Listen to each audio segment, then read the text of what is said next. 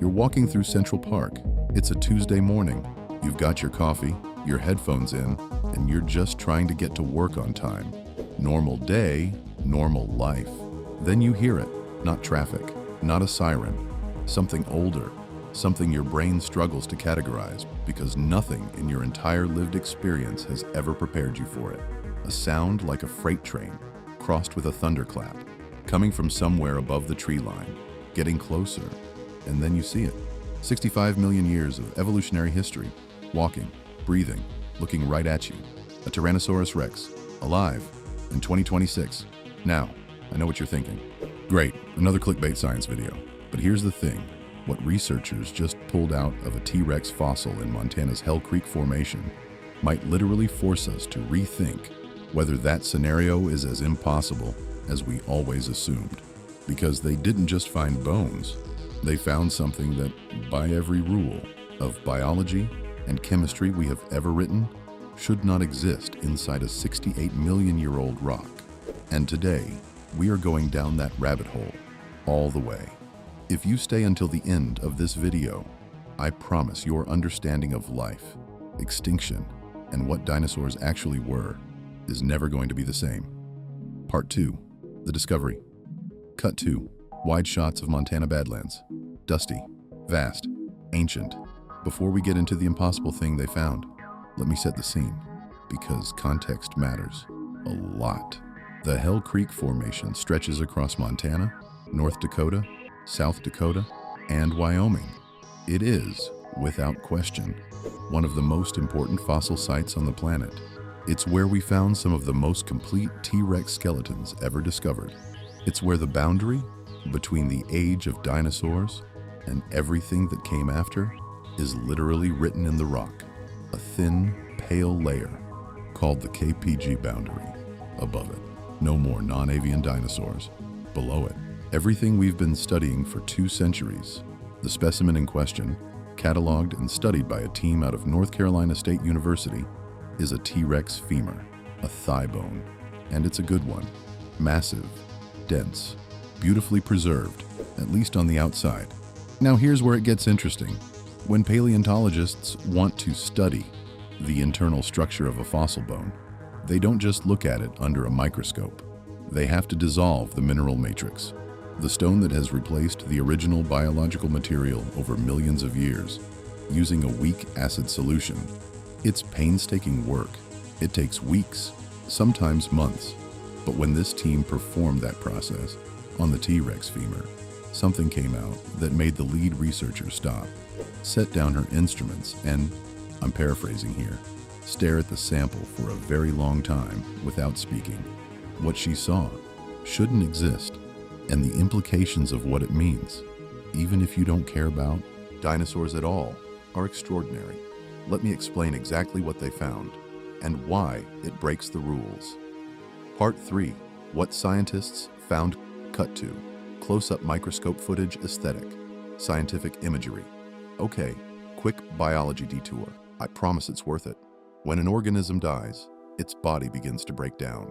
Soft tissue, muscle, organs, skin decomposes relatively quickly. Within months, under normal conditions, most of it is gone. What's left after thousands and millions of years is the hard stuff. Teeth, bone. And even bones, over geological timescales, don't survive as biological material. They undergo a process called permineralization. Minerals from groundwater seep in, replace the original bone tissue molecule by molecule, and what you end up with is a rock that is shaped like a bone, has the same density as a bone, but is not, chemically, a bone anymore. It's stone. This is Fossils 101. This is what we've taught in schools for over a century, and for the most part, it's correct, except sometimes it isn't.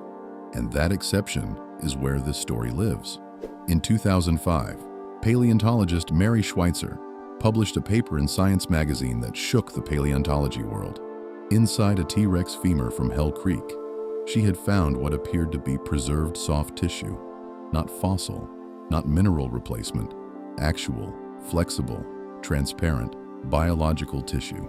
The scientific community essentially lost their minds. Critics said it had to be contamination. It had to be biofilm, bacterial colonies that had colonized the fossil and mimicked the look of tissue. It had to be anything other than what it appeared to be, because what it appeared to be was impossible. Except Schweitzer and her team kept digging. They ran more tests. They found what appeared to be intact blood vessels, hollow, flexible tubes that stretched and recoiled when manipulated. They found what looked like osteocytes, bone cells, with intact projections, called filopodia, the same structures you'd see in a living animal's bone. And then, the thing that truly crossed from shocking into almost incomprehensible, they found what appeared to be fragments of original protein sequences, collagen, the structural protein that makes up bone, from an animal that died 68 million years ago. But the new discovery takes this even further, because what they just found in the latest specimen is not just soft tissue. It is not just protein fragments. It is something that has never, not once in the entire history of paleontology, been found in a specimen this old, and it changes the conversation entirely. Part 4. The impossible truth. Tension builds. This is the reveal section. Here it is, the thing that shouldn't exist. The team found what preliminary analysis suggests are intact cellular nuclei. Not the remnants of nuclei. Not mineral casts shaped like nuclei. Actual, original biological structures. The amine compartments inside the cell where DNA lives. Preserved in a 68 million year old T-Rex bone. Let that sink in for a second. The nucleus of a cell is made almost entirely of organic material, lipids, proteins, and inside it, coiled and packed with extraordinary precision, DNA, the molecule of life, the instruction manual for building an organism from scratch. DNA is not a stable molecule. Outside of a living cell's maintenance systems, it begins to degrade rapidly. Ultraviolet radiation breaks it, water breaks it, oxygen breaks it. Even in the most ideal preservation conditions, frozen permafrost, sealed amber, scientists have placed the absolute maximum viable age for DNA recovery at roughly 1 million years. Maybe a little more, maybe less. 68 million is not 1 million. It's 68 times longer. It's an amount of time so vast that the entire evolutionary history of modern horses, elephants, and whales has played out within it, twice. And yet, something in these cells survived. Whether it is enough to extract readable genetic sequences is still being determined. But the fact that the structures are there at all is forcing scientists to completely reconsider their models of organic preservation. Because the models said this was impossible. The physics said this was impossible. The chemistry said this was impossible. The T-Rex, apparently, did not get the memo. Now, I know exactly what question is forming in your brain right now. The same one that formed in mine the moment I started researching this story. And I want to address it directly, seriously, and with all the scientific nuance it deserves. Could we bring them back? And more interestingly, what if they never actually left? Part 5. A World with Dinosaurs. Shift in tone, thought experiment, vivid and immersive. Let's run a thought experiment, a serious one, not science fiction. Science-informed speculation, which, by the way, is one of the most productive things you can do with a discovery like this. What if the asteroid impact 66 million years ago had missed by a few minutes, by a slightly different angle of entry? What if it had broken apart in the upper atmosphere and scattered its energy too diffusely to trigger a mass extinction event? What would a world with living dinosaurs look like right now?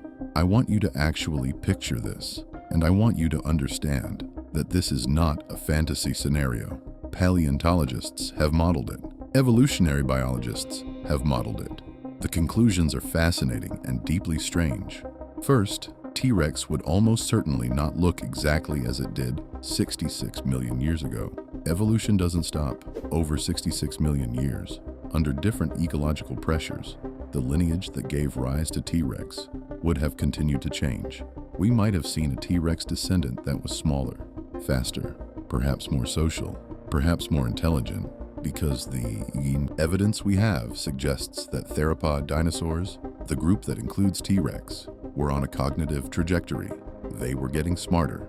Some models suggest that without the extinction event, some theropod lineages might have developed problem-solving intelligence on par with modern great apes within a few million years.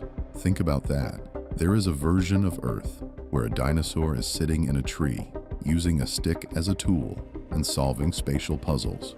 A version of Earth where the primates that would eventually become us either never evolved or evolved into something radically different in a world already dominated by highly intelligent, adaptable reptiles. Second, the ecosystems would be unrecognizable. The mammals that survived the KPG extinction and eventually diversified into everything from shrews to blue whales did so into an ecological vacuum left by the dinosaurs. Without that vacuum, mammals stay small, they stay nocturnal, they stay hidden, because you don't evolve into an elephant when there's already a 30-foot sauropod filling the ecological niche.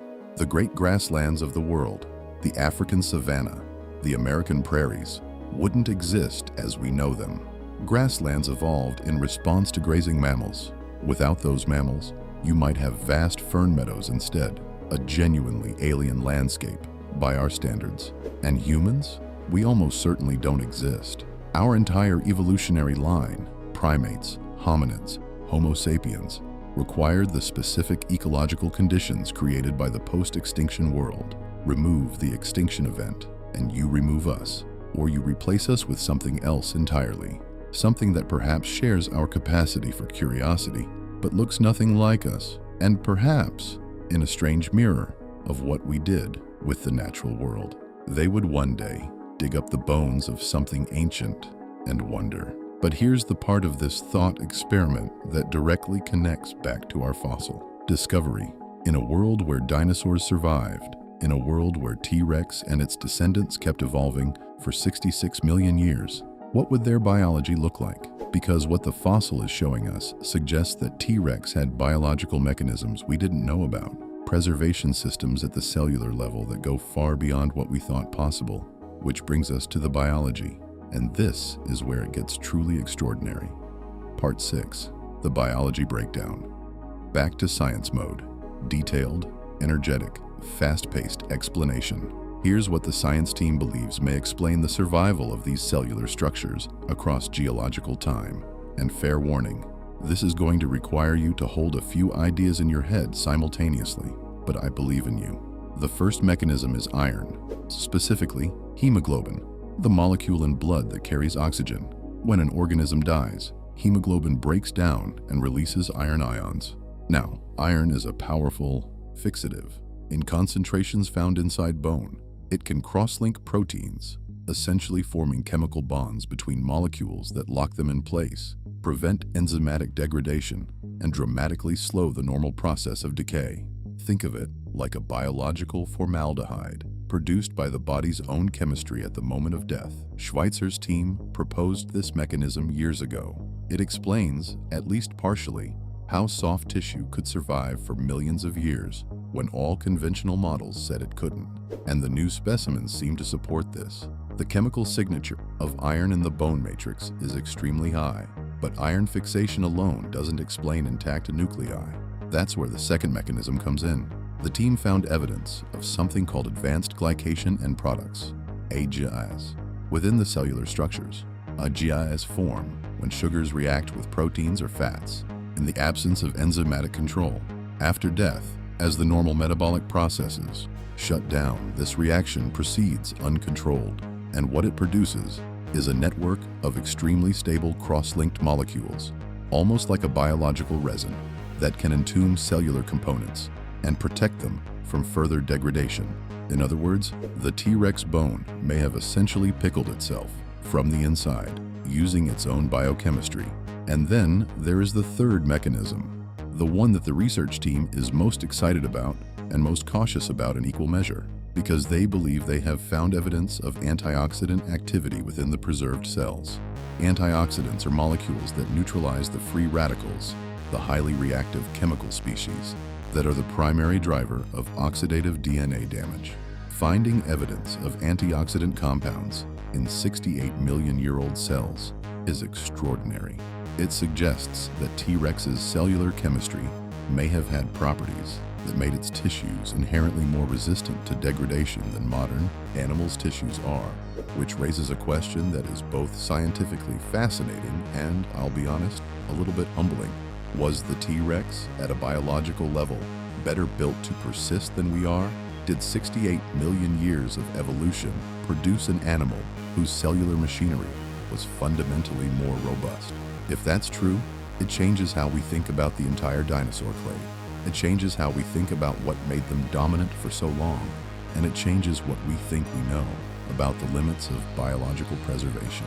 But here's the part that is keeping researchers up at night, because all of this, the iron fixation, the AGEs, the antioxidant activity, none of it fully explains the nuclei. The structures shouldn't be this intact. The math doesn't work, even accounting for all these mechanisms. Something else is going on, something that the team hasn't fully characterized yet. And that unknown is, scientifically speaking, the most exciting thing in this entire story. There is a mechanism in this animal's biology that we don't understand yet. And that means there is something about life itself, about how biology and chemistry interact across geological time, that we are only just beginning to see. Part 7. What it changes. Broaden out. Implications for science, medicine, and beyond. Let's talk about what this discovery actually means, not just for paleontology, but for biology, medicine, and our understanding of life in general. The first implication is the most obvious: de-extinction. The idea of bringing back extinct species, the Jurassic Park question, has been treated as science fiction for decades because we assumed that ancient DNA was unrecoverable beyond a certain age. The permafrost specimens that pushed DNA recovery to the 100,000-year range already seemed remarkable. If this discovery opens the door to intact nuclear material from tens of millions of years ago, even partially intact, even fragmentary, the field of de-extinction changes overnight. Not because we could necessarily clone a T-Rex from what we find. The DNA would almost certainly be too degraded, too fragmented, too incomplete for full genome reconstruction. But even fragments, even short, readable sequences, would tell us things about dinosaur genetics, dinosaur physiology, dinosaur evolutionary history that we have never been able to access before. We could potentially identify which genes controlled which traits. We could begin to understand the molecular basis of what made T-Rex T-Rex. The second implication is medical, and this one might surprise you. Understanding how these cellular structures survived, specifically understanding those antioxidant mechanisms, could have direct applications to human medicine. Oxidative stress and DNA damage are central to aging, to cancer, to a whole range of degenerative diseases. If T-Rex's cellular chemistry had properties that resisted this damage more effectively than our own cells do, studying those properties could reveal entirely new approaches to anti-aging therapies, cancer prevention, and cellular preservation for transplantation medicine. There is a real possibility that a 68 million-year-old predator is going to help us live longer. And if that isn't science at its most extraordinary, I don't know what is. The third implication is the one I find most philosophically interesting. It concerns what we call the fossil record and how much we trust it. We have always known that the fossil record is incomplete. Most organisms never fossilize at all. Most of what fossilizes is destroyed before anyone finds it. We are working from fragments, from scattered data points, drawing conclusions about billions of years of life on Earth from the tiny fraction of it that happened to survive in a form we can detect and study. This discovery suggests that the fossil record may be even richer than we thought, that biological material, not just mineral casts, may be preserved inside specimens across a much wider range than we ever assumed. That means every museum with a collection of fossils is potentially sitting on a trove of biological data that we never knew was there. Every specimen that was treated purely as a mineralogical artifact may contain molecular information that could rewrite what we know about the organisms it came from. We may be on the cusp of a revolution in paleontology that doesn't come from finding new fossils. It comes from re-examining the ones we've had for decades, from looking at the same bones with new eyes and new tools. and finding that they have been trying to tell us something all along. We just weren't listening at the right frequency. And it all started with a T-Rex thigh bone in Montana and a researcher who didn't look away from something that shouldn't exist. So let's come back to Central Park, Tuesday morning. Your coffee, your headphones. 68 million years ago, on the other side of an extinction event that wiped out roughly 3/4 of all species on Earth, a T-Rex died in what would become Montana. It fell, it was buried, the world moved on. Continents drifted, mountains rose and eroded, ice ages came and went, mammals inherited the earth, diversified, and eventually the one particular line of them became curious enough to start digging up the past. And now, in a laboratory in North Carolina, a scientist is looking through a microscope at a structure inside that animal's bone, a nucleus, a compartment that once held the blueprint for one of the most extraordinary organisms this planet has ever produced. And she is finding that it did not entirely disappear. That something of it persisted against every rule we thought we had written, against every model, against every law of chemistry and biology that we trusted to tell us what was and wasn't possible. There are things in the rock that shouldn't survive, and they survived anyway. Maybe the T-Rex never fully went away. Maybe it's been waiting 68 million years of patience for someone curious enough to look.